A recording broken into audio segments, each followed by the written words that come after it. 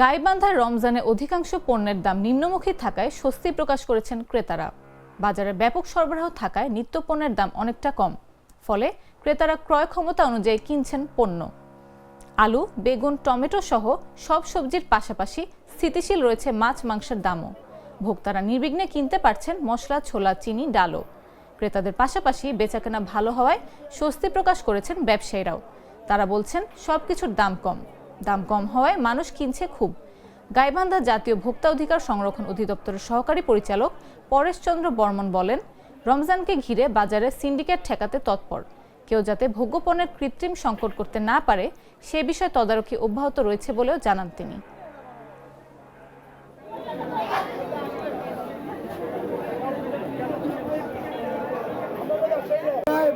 সব মালের দাম কম আছে, কারণ আগের এক পোয়া মরিচ খাওয়া নাকি 40 টাকা দিয়ে কাঁচা মরিচ, আর এক পোয়া মরিচ আপনার হচ্ছে 15 টাকা 10 টাকা 10 টাকা বেশি দিয়ে এক পোয়া মরিচ কাঁচা। গাজর 20 টাকা, করলে 80 টাকা, টমেটো 15 টাকা, বিটকুটে 25 টাকা কেজি, কাই আলু বেশি 20 টাকা কেজি, ফুলকপি 20 টাকা কেজি, ফিরে বেশি 25 টাকা কেজি। এইবার রমজানটা খুব সুন্দর, খুব আরামদায়ক, বিশেষ করে নিম্নবিত্ত ও মধ্যবিত্তের জন্য খুবই সুখময়। বিগত আমলে যত বাজার রেট ছিল তার তুলনায় অনেক সহনশীল এবং